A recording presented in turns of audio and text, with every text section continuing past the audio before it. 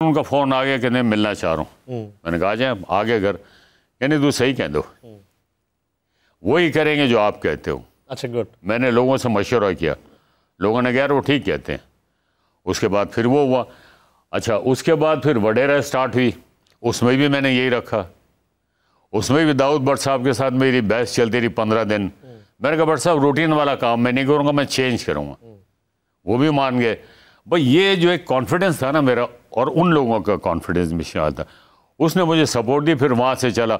अब उसके बाद क्या हुआ कि राय साहब कहने लगे यार मैं भी जीन्स पाऊंगा, मैं भी जैकेट पाऊंगा। राय साहब नहीं, तुसी नहीं सूट करोगे। अच्छा। तुसी अपना काम करो, गुल्लू साहब ने अपना काम कर। अच्छा। तो ये हुआ। तो बात थोड़ी सी ये है कि एक अच्छे काम के लिए आपको आर्गुमेंट्स करने पड़ते हैं। राय साहब ने फिर वो जीन्स पहनी भी ना, हैट जीन्स अक्सर फिल्मों में नजर आए वो। पहने भी है उन्होंने, लेकिन इंस्पेक्टर का रोल करते थे ज्यादा से ज्यादा। आपने ज्यादा पुलिस इंस्पेक्टर्स के रोल किए ज्यादा? नहीं, ऐसा नहीं है। अच्छा, ऐसा नहीं है। ऐसा नहीं है। कुछ फिल्में थी। अब हुआ ये ना, देखो वो एक फॉर्मूला है जिसको हम लोग फॉलो करते हैं। राइट। मसलन सूदी भट्ट साहब की फिल्म थी, एक माजू फिल्म थी, और एक दो फिल्में और थी, वो हो गई सुपरहिट। अब वो बन गया सिलसिला कि एक पुलिस ऑफिसर, जब मैंने छोड़ने की, मैंने कहा यूनिफॉर्म मैं नहीं पहनूंगा। फिर उसके बाद जावेद शेख ने भी पहनी, फिर नदीम साहब ने भी पहनी। एक फॉर्मूला बन गया था कहानी का। सर सुल्तान रई जो है उनकी तो कोई याद शेयर करें हमारे साथ, कोई एक्सपीरियंस, कोई मजेदार वाकया, कोई वाकयात राय साहब के साथ जी ऑन सेट, वैसे जिंदगी के। सुल्तान रई राय साहब का ये होता था कि मतलब मेरे साथ काम करके बहुत खुश होते थे, और कभी कभी मेरा उनके साथ क्लैश भी होता था। अच्छा, किस बात पे? अगर वो सीन में कुछ चेंज करते थे। अच्छा। हाँ, तो मैं उस पर स्टैंड ले, शुरू तो मैं अदब लिहाज में निकल गया ना, जो इन्हें कर्टसी में। लेकिन मैंने कहा नहीं, क्यों?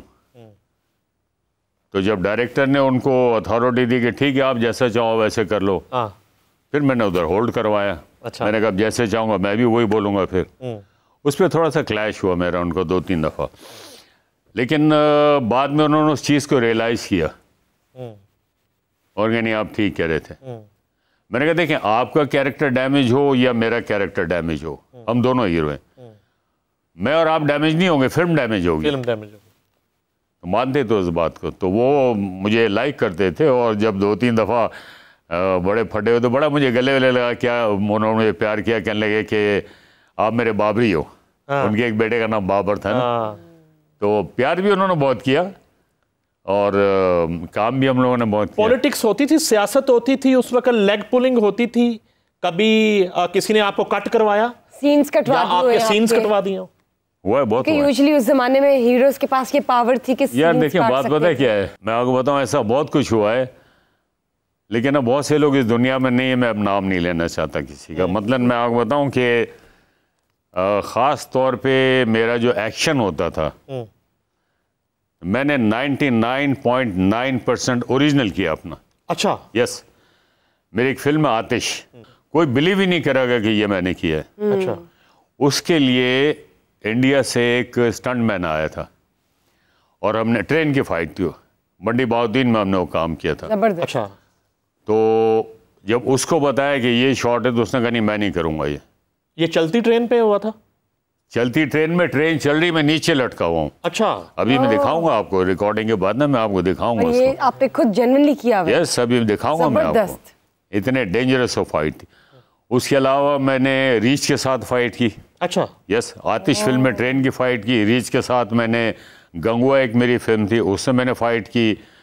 बहुत बहुत बहुत की, अभी तो मुझे याद भी नहीं है। बहुत बहुत ख़तरनाक काम किया। सबसे पहले दोनों हाथ छोड़ के राइडिंग मैंने की और बहुत कुछ किया, बहुत कुछ किया अल्हम्दुलिल्लाह। लेकिन हमेशा ये हुआ कि आप बिलीव करेंगे, देखने के बाद मुझे खौफ आता यार ये क्या किया मैंने, लेकिन बस अल्लाह मदद करता था। मैं किस हीरोइन के साथ जो है ना वो काम करना चैलेंजिंग लगता था, जो टफ टाइम देती थी? नहीं, ऐसा तो कभी नहीं हुआ, लेकिन ये था कि जो मेरी बहुत ज़्यादा सीनियर थी, जैसे शबनम भाभी और रानी बेगम, तो इन लोगों का, रानी बेगम का वैसे ही बड़ा फ़ैन हूँ, तो इन लोगों का मेरे दिल में बहुत अदब एहतराम। मतलब आप उनसे फ्रैंक नहीं हो सकते, वो हंसी मजाक। उनके साथ एज अ हीरो किस तरह काम करते थे वो कर्टसी लेवल में? भाभी कहते थे आप, तो फिर रोमांटिक सीन किस तरह होता था? कैसे करते थे? देखिए इसके लिए क्या होता है, मैं आपको बताऊं कि आपको खुद से वो माहौल क्रिएट करना पड़ता है थोड़ा सा, ठीक है ना। बस मेरी अपनी आदत ये है कि अगर ट्रेजेडी सीन है या कोई ड्रामेटिक सीन है तो मेरी इन्वॉल्वमेंट उसमें होती है। लाइट सीन है, कॉमेडी है, तो बहुत सारी बातें अपनी तरफ से भी ऐड करते हैं। जो डायरेक्टर कहता है वेरी गुड, बहुत अच्छा लग रहा है जी। तो हीरोइन जितनी भी थी, रानी बेगम, शबनम भाभी के अलावा सबसे फ्रैंकनेस थी, जिसमें बाबरा है, नीली है, नादरा है, अंजुमन है, साइमा है, रीमा है। तो ये तमाम हीरोइन जो है ना, इनसे मेरी बहुत फ्रैंक, बल्कि सारी हीरोइन मुझे कहते गुल्लू हमारा सहेली है। अच्छा, वो मुझे अपनी सहेली कहते थे। ओके। तो अच्छा था, बहुत अच्छा था। नादरा के साथ आपकी जो जोड़ी थी वो बहुत मशहूर थी, लेकिन आपकी पसंदीदा कौन थी एज अ हीरोइन? मेरी सारी पसंदीदा थी जी, हीरोइन और पसंदीदा ना, ये कैसा नहीं, मतलब जिनके साथ आप ज्यादा से ज्यादा मूवीज करने में। देखिए, ईमानदारी की बात है, इसमें कोई हिपोक्रेसी नहीं है, सारी बहुत अच्छी थी, सभी के साथ मेरी फ्रैंकनेस थी। और जब आपकी एक इंटीमेसी अच्छी होगी ना तो आपको काम भी अच्छा मिलेगा। बहुत सारी चीज़ें ऐसी होती हैं जो आप खुद करते हैं, बहुत सारे कुछ जेस्चर्स ऐसे होते हैं जो रनिंग शॉट में आपके जहन में आ जाते हैं, तो वो अच्छे लगते हैं। वो उसी वक्त हो सकता है जब आपकी केमिस्ट्री मैच करती हो। तो वो सभी के साथ था मेरा, सभी के साथ। अच्छा, ये विकीपीडिया सच बोलता है या झूठ बोलता है? राय साहब के कत्ल के बाद आप 7-8 साल का गैप आया था, आपने गैप अख्तियार कर लिया था, काम नहीं किया 7-8 साल? क्या वजह है? नहीं, गैप तो नहीं अख्तियार किया था। अच्छा।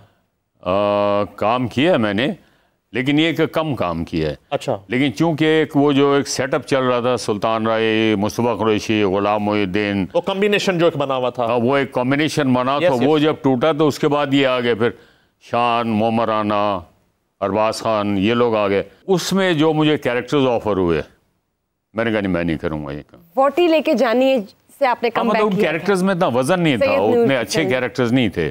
जी जी। तो फिर मैंने छोड़ दी वो फिल्में। तो मैं नहीं चाहता था कि मैं एक बना हुआ, अभी तक मेरा ये अल्हम्दुलिल्लाह कि अभी जैसे मैंने आपको बताया था कि 7-8 फिल्में मैंने छोड़ी कि मैं, देखें, एक आपका जो एक इमेज बना हो तो उसको डैमेज नहीं करना चाहिए आपको, उससे आपको फैंस भी हर्ट होते हैं, आपका इनर नहीं मानता आपने क्यों की है फिल्म, ऐसा नहीं होना चाहिए। तो बहरहाल उसका मुझे अच्छा रिजल्ट मिला। अब दोबारा से मुझे अच्छी फिल्म ऑफर हो रही हैं और मैं कर रहा हूँ। थोड़ा ब्रेक लेने का फायदा होता है, आपके कहने का मकसद है कि कभी कभी ब्रेक लेने का आपको फायदा हो रहा होता है, या क्वालिटी पे आप कॉम्प्रोमाइज नहीं करना चाहते? ऑफ कोर्स फायदा होता है आपका, होता है फायदा। उसमें ये है कि जो आपकी ऑडियंस है वो आपके साथ रहती है, वरना अगर आपका कैलिबर नीचे आ गया तो आप जितना मर्जी परफॉर्म करें वो ऑडियंस उसको एक्सेप्ट नहीं करती, फिर वो नहीं होता। अभी आपके कौन से प्रोजेक्ट्स आ रहे हैं जो हमें देखने को मिलेंगे जल्द? अभी जो मैं कर रहा हूँ, अभी एक फिल्म जिसकी शूटिंग की है, तेरे प्यार नो सलाम। वो अल्ताफ़ हुसैन साहब हमारे बड़े लेजेंड डायरेक्टर थे, उनका इंतकाल हो गया। अब उसको वो है शाहिद राना साहब, वही बहुत अच्छे डायरेक्टर हैं, वो उसको डायरेक्ट कर रहे हैं। और इसके अलावा कोई 3-4 फिल्म और हैं, उनका पेपर वर्क हो रहा है, होपफुली नेक्स्ट मंथ तक वो भी स्टार्ट हो जाएंगे। यानी हम आपको फिर से स्क्रीन्स पर देखने वाले हैं बहुत जल्द। जी जी, जबरदस्त।